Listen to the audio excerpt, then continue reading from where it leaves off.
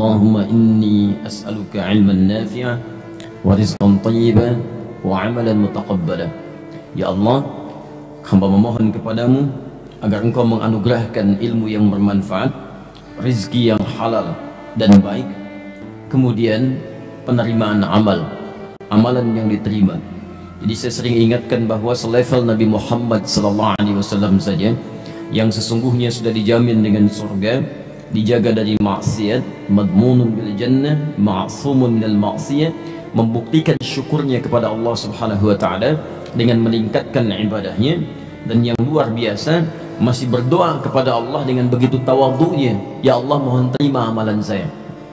Karena itu seringkali kita bertanya, siapa kita yang bukan seorang nabi, juga bukan seorang rasul, belum ada jaminan bagi kita yang kuat untuk masuk surga, dan kita bukan orang yang maksum dari maksiat, bukan terjaga dari maksiat.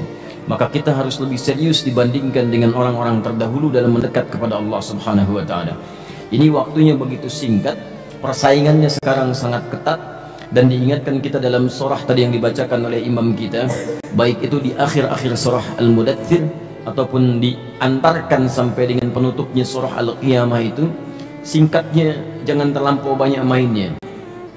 Ya, jangan terlampau banyak mainnya. Jangan terlampau banyak mengerjakan hal yang sia-sia. Sudah saatnya kita membuat kurikulum kehidupan yang teratur. Bahkan sholat ini dibuka dengan sholat subuh, dan ini memiliki dua nama di antara sekian sholat yang lain. Yang lain cuma satu nama, Zuhur, Asar, Maghrib, Isya. Subuh dua. Ya, fajar dengan subuh.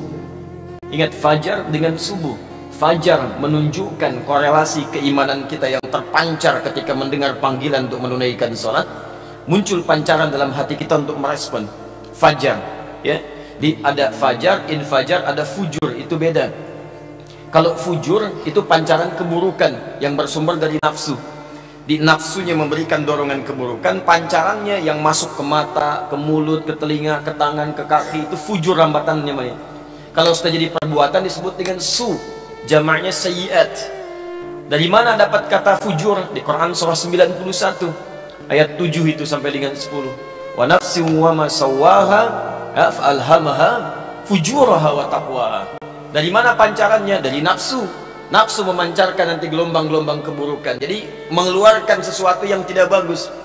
Maaf, itu yang memerintahkan misalnya Anda untuk berdusta. Nah, ketika dia perintahkan untuk berdusta, masuknya kemana? Merambat nanti lewat fujur, masuk ke mulut. Kalau dia masuk ke mata, maka menatap yang maksiat, yang jelek-jelek. Kalau dia masuk ke telinga, maka mendengar yang buruk-buruk. Kalau dia masuk ke tangan, maka mengerjakan yang tidak diridhai oleh Allah Subhanahu wa taala. Itu rambatannya disebut dengan fujur. Kalau sudah jadi perbuatan, maka namanya su. Ya, kalau sudah jadi dusta, kalau belum keluar, itu belum dituliskan tuh.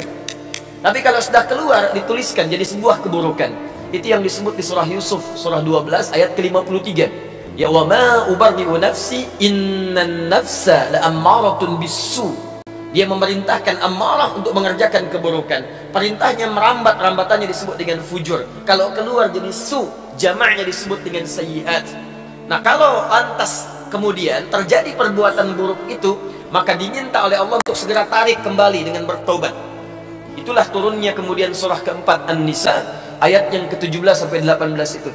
Innamat taubatu 'ala Allahi lilladzina ya'maluna su'a bijahalatin thumma yatubuna min qarib. Jadi kalau kita tidak bisa menahan lantas keluar, misalnya keluar kata-kata kurang bagus, tarik langsung. Tarik kembali, taubat itu kembali, arahkan kepada yang baik, tarik lagi. Bagaimana cara tariknya? Pertama kali turun Quran surah ketiga Ali Imran ayat 133. Tarik dengan cepat dengan istighfar. Wasari'u ila maghfirah. Jadi ada sara'a, awas hati-hati. Ada sa'a, itu beda. Ada sara'a, ada sa'a, itu lain.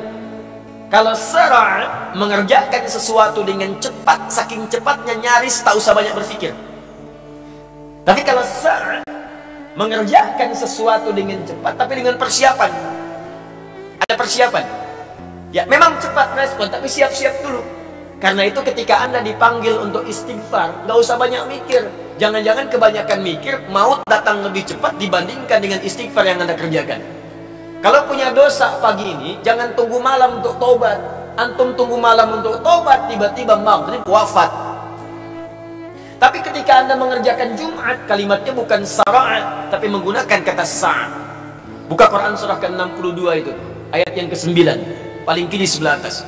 Ya ayyuhalladzina amanu idza nudiya lis-salati min yaumil jumu'ati fas'au, bukan fasari'u. Fas'au ila dzikrillah. Hei orang-orang yang telah menyatakan dirinya beriman kepada Allah, kalau Anda kemudian diseru di hari Jumat untuk menunaikan salat ibadah, fas'au ila dzikrillah, maka bergegaslah Anda untuk ingat kepada Allah. Zikir di sana salat, karena salat disebut dengan zikir. Dari mana tahunya? Buka Quran surah ke-20 Thaha ayat yang ke-14. Allah menyebut kepada Musa alaihi salam untuk menetapkan Allah sebagai Rabb, menyembahnya dan tunaikan bukti penyembahan itu dengan salat, disebut zikir. Kata Allah, innani anallah la ilaha illa ana fa'budni wa aqimis salata li dzikri wa aqimis salata li dzikri. Musa, saya Allah, tidak ada Tuhan selain saya. Awas, hati-hati, la-nya nafi, la ilaha illa ana, tidak ada Tuhan selain saya. Ini kalimat pertama menunjukkan makna uluhiyahnya, ketuhanan Allah. Yang kedua, makna ilah itu menunjuk pada ubudiyah.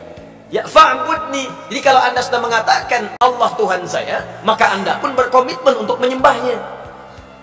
Oh, hati-hati nih. Orang yang mengatakan asyhadu an la ilaha illallah tidak cukup dengan mengatakan saya muslim, percaya dengan Allah. Anda dituntut membuktikan kepercayaan dan keyakinan itu dengan pembuktian penyembahan kepada Allah.